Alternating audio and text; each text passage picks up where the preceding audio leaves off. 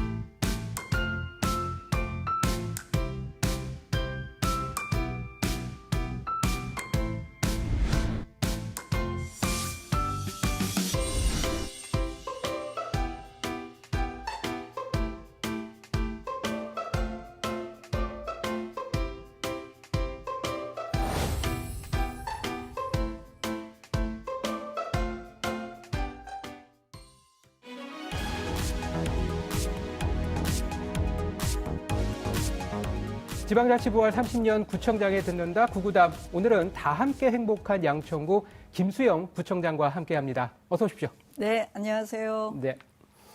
네, 먼저 공통질문부터 드릴게요. 네. 오늘 코로나19 확진자 수가 역대 최다인 5천 명을 또 넘어섰고 위중증 환자 수도 늘고 있어요. 네, 네. 이런 상황에서 뭐 오미크론 변이 바이러스까지 또 발견이 돼서 그 방역 당국에 비상이 걸렸는데 그 자치구 상황도 비슷할 것 같아요. 양천구 코로나19 상황은 어떻습니까? 마찬가지입니다. 지금 양천구도 지금까지 확진자 수가 5,300여 명 이렇게 되고 있는데요. 비교적 다른 구에 비하면 확진자 수가 적은 곳이기도 한데 그런데 요즘에는 한 달 전 일평균 16명 이 정도였다면 지금은 100명이 넘을 때도 있습니다. 그러니까 한 달 사이에 한 3배 이상 늘어난 거고요. 거기에 따라서 뭐 역학조사라든가 또 선별 검사소의 인원들 심각하게 지금 인력 부족 현상을 갖고 있고요. 그래서 지금 역학조사만 해도 35명이 하던 것을 신규 공무원이 내년에 사실은 1월 달에 근무를 해야 되는데 지금 미리 불러서 신규 공무원인 15명을 투입을 해서 역학조사도 하고 그리고 선별검사소도 지금 기존에 2군데 하던 것을 오늘 부랴부랴 학원이 많은 그런 목동 지역에 지금 한 군데를 더 늘렸습니다. 그래서 지금 상당히 좀 심각한 상황으로 가고 있다라는 말씀을 드릴 수밖에 없고요. 일상 회복을 기다리고 또 일상 회복을 준비하시는 많은 국민들이 걱정이 많으실 것 같은데 사실은 최선을 다해서 우리 공무원들과 또 보건소까지 총력을 다해서 막아내고 있다라는 말씀 드리겠습니다. 네. 그 지난 2년 동안 지방 정부에서도 코로나19 대응 때문에 많이 바쁘셨을 것 같아요. 그래서 행정에도 많은 변화가 있었을 것 같은데 그 주민들과의 소통에는 지장이 없었나요? 아무래도 주민과의 직접적인 대면 접촉이 어려웠었죠. 1년 동안 거의 그냥 만나지를 못하고 있다가 작년 겨울에 이래서는 안 되겠다라는 생각이 들어서 부랴부랴 우리 양천구에 있는 구청 청사 내에 강당이 있었는데 그 강당을 온라인으로 또 소통할 수 있는 공간으로 부랴부랴 공사를 했습니다. 4월에 개관을 했는데요.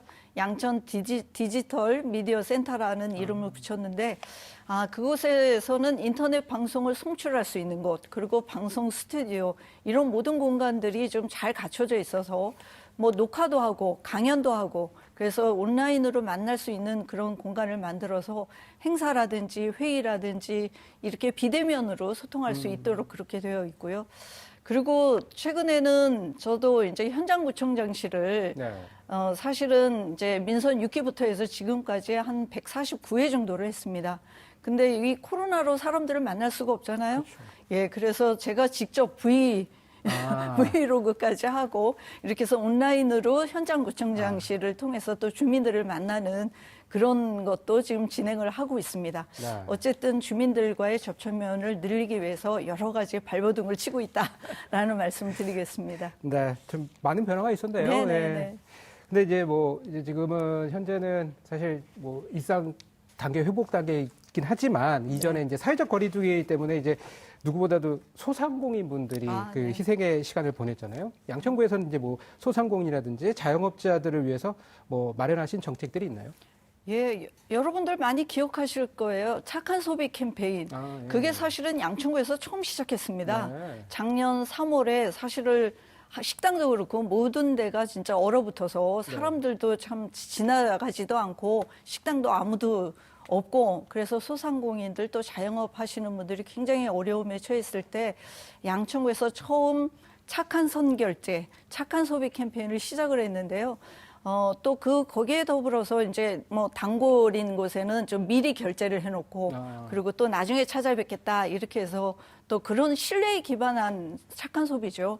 또 그리고 하나 살 거를 두 개를 사서 좀 이웃과 나눠 씁시다. 뭐 이런 운동이 착한 소비 캠페인입니다. 근데 그거를 중소벤처기업부에서도 받아주시고 또 이제 언론사에서도 캠페인을 벌여주셔서 굉장히 많이 확산이 됐었고요.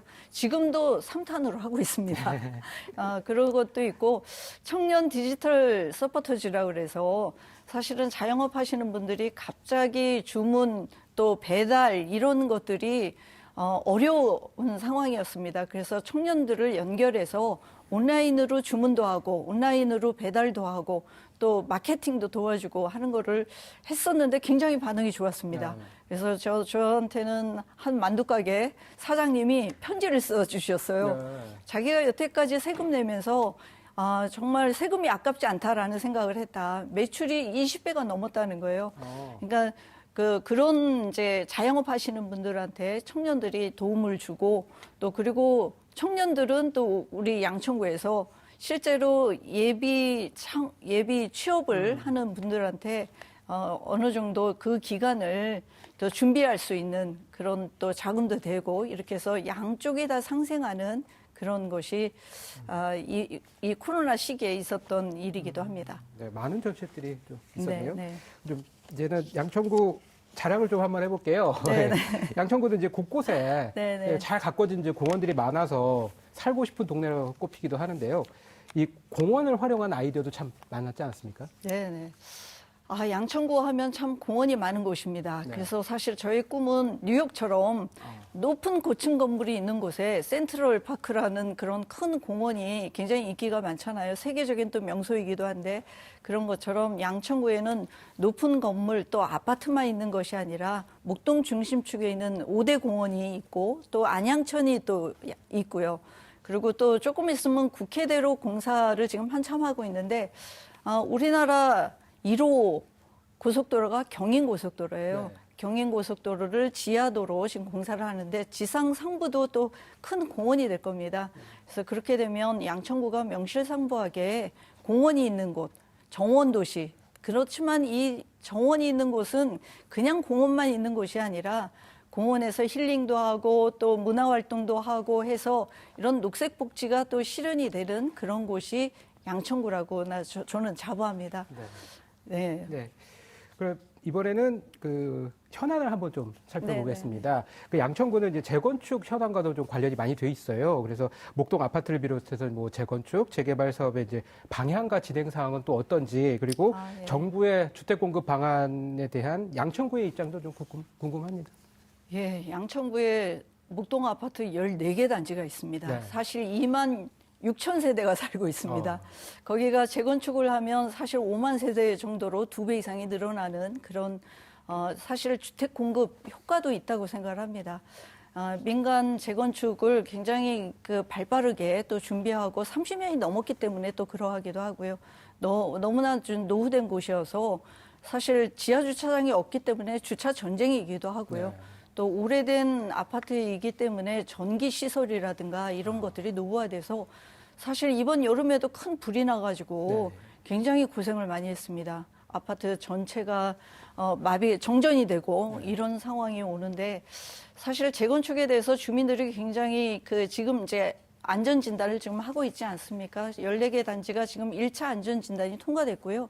2차 안전진단을 3군데는 지금 끝났고 그중에 나머지는 지금 2차 적정성 검토라고 해가지고 정밀 진단까지 지금 하고 있는 상황입니다. 근데 정부에서 지금 아무래도 부동산 가격이라든지 부동산 시장의 안정성 때문에 지금 좀 보류하거나 또 미루고 있거나 좀 이루고 있어서 주민들이 굉장히 반발이 심한데 저는 개인적으로는 공공 공급을 늘리는 거 이게 주택 정책의 지금 방향이라고 하면 민간 재건축 시장도 좀 확대하고 늘려줘야 되지 않겠는가라는 생각을 하고 있습니다. 그래서 국토교통부 장관께도 직접적으로 전화 다른 구청도 지금 현안이 있는 구청장들하고 건의도 드렸고요.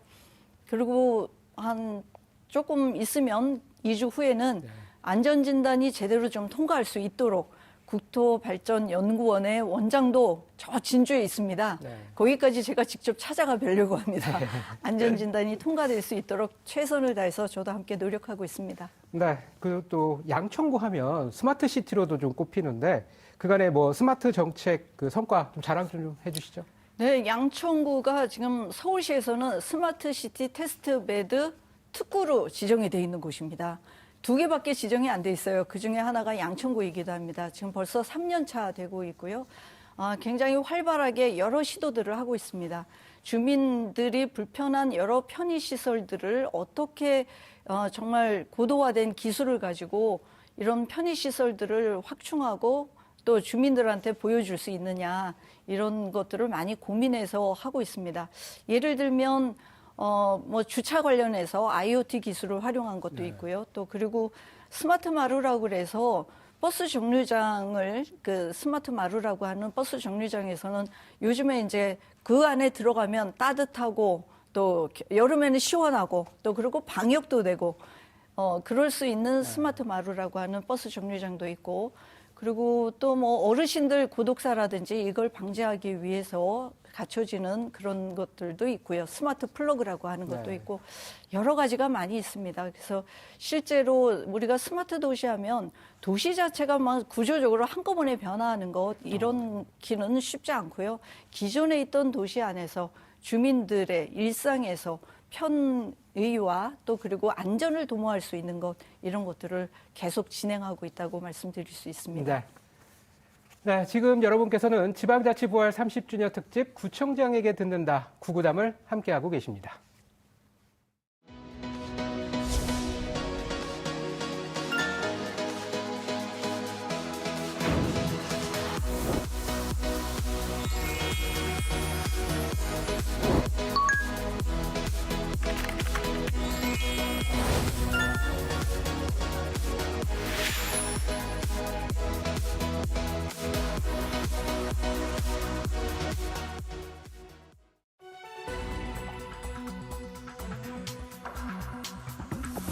코로나19 확산세 속에서도 비대면 시대를 살아가도 구민들과의 소통은 계속돼야 합니다. 구청장과의 온택트 진행을 맡은 김상아입니다. 구청장에 듣고 싶은 주민들의 다양한 질문을 모아봤습니다. 먼저 첫 번째 질문 영상으로 만나보시죠. 안녕하세요, 구청장님. 저는 신정 6동에 사는 배진경이라고 합니다. 양천구가 최근에 참 많이 바뀌었다는 생각이 들 정도로 살기가 참 좋아졌습니다. 양천구민으로서 자부심을 느낍니다. 특히 공원이 참 예쁘고요. 깨끗해서 좋은데요. 청장님이 생각하시는 양천구 최고의 명소는 어디라고 생각하시나요? 네, 살기 좋은 양천구 최고의 명소를 물어오셨는데요. 구청장님께서는 어떤 곳을 꼽으시겠습니까? 네, 사실 자랑할 게 많은데요. 양천의 5대 공원 중에서 뭐 양천공원도 리모델링하고 책쉼터도 만들고 해서 국토교통부의 대상도 받고 이런 곳이 있습니다. 근데 저는 특별히 올해 3월에 개관한 건강 힐링 문화관을 꼽고 싶습니다. 사실 전국에서는 처음 만들어진 곳이에요. 신체적인 건강 또 마음의 건강을 책임질 수 있는 곳이어서 편백 사우나도 하고 또 그리고 편백 족욕도 하고 그럴 수 있는 곳입니다. 주민들이 굉장히 많이 찾는 핫플레이스이기도 합니다. 네, 구민들에게 그야말로 힐링의 장소가 될 것 같습니다. 다음 두 번째 질문도 영상으로 만나보시죠. 청장님 안녕하세요. 저는 계남초등학교 4학년 박지윤입니다. 제 꿈은 선생님이 되는 것입니다. 하지만 작년에는 가수가 꿈이었고 1학년 때는 의사가 꿈이었어요. 제 고민은 꿈이 너무너무 자주 바뀐다는 거예요. 또 어떤 꿈이 생길지 얼마나 자주 바뀔지 모르겠어요. 그래서 말인데요. 청소년의 꿈은 몇 번이나 바뀌었나요? 그리고 어렸을 때 꿈을 이루셨는지도 너무너무 궁금합니다. 네, 양천 대첩이라고 불릴 정도로 손에 땀을 쥐게 한 명승부 끝에 구 최초 여성 구청장의 기록을 세운 구청장이신데요. 구청장님의 어릴 적 꿈 저도 궁금합니다. 저도 꿈이 많이 바뀌었습니다. 네, 초등학교 때는 뭐 히포크라테스 보면서 이제 의사가 되고 싶다라는 생각도 했고요. 고등학교 때는 문학소녀가 돼서 소설가로 소설을 써야 되겠다라는 생각을 할 때도 있었고, 대학교 가서 보니까 평론가가 돼야 되겠다라고 생각을 했는데, 평론을 공부하다 보니까 사회에 대한 관심을 갖게 되고, 그래서 학생운동도 하게 되고, 그러다 보니까 이렇게 정치인의 길로 가고 있습니다. 꿈이 바뀌는 걸 걱정할 게 아니라 꿈을 향해서 뭔가 노력하다 보면 어떤 자리에 또 가게 될 수도 있다고 생각을 합니다. 네, 저도 지민 양의 다양한 꿈을 이뤄가는 과정을 함께 응원하겠습니다. 마지막으로 세 번째 질문 영상으로 만나보겠습니다. 안녕하세요, 청장님. 저는 일자리 경제과에서 근무하고 있는 박종만입니다. 입사 14년 차로 어느덧 후배들도 많이 생겼습니다. 요즘 후배들은 MZ세대라고 해서 자기 의견도 분명하고 일도 참 잘하는데요. 간혹 세대 차이를 느끼는 부분들이 있습니다. 특히 야근이나 회식 문화에 대해서 선배님들과의 의견 차이가 좀 크다 보니 중간에서 제가 참 난감한데요. 조직 내에서의 세대 갈등과 문화 차이, 풀 수 있는 좋은 팁이 있을까요? 청장님, 알려주세요. 네, 올해 화두가 됐던 MZ세대의 가치관. 기성세대들에겐 이해하기 힘든 부분이 많았죠. 세대 간의 간극을 줄이는 구청장님만의 노하우가 있을까요? 참 쉽지는 않습니다. 근데 저는 사실 소통을 많이 하려고 합니다. 예전에는 사실 뭐 팀장하고도 소통할 수 있는 간담회도 하고, 또 그리고 뭐 예를 들면 7급, 8급 뭐 이렇게 해가지고 같이 좀 식사도 같이 하고 좀 이런 자리를 만들었는데요. 요즘 그 MZ세대도 그런다면서요. 꼰대는 싫지만 멘토는 좋다고. 그래서 멘토가 돼야 되겠다라는 생각으로 접근하시면 될 것 같고요. 특별히 우리 양천구에서는 생각마당 포럼이라 그래서 출근하기 1시간을 저 전문가를 모셔가지고 또 이런저런 또 시대의 흐름을 좀 읽고 소통할 수 있는 그런 시간을 또 갖기도 합니다. 그런 자리에 많이 참여하는 것도 좋을 것 같아요. 네, 지방자치부와의 30년, 구민들과의 소통은 계속돼야 합니다. 지금까지 구청장과의 온택트였습니다.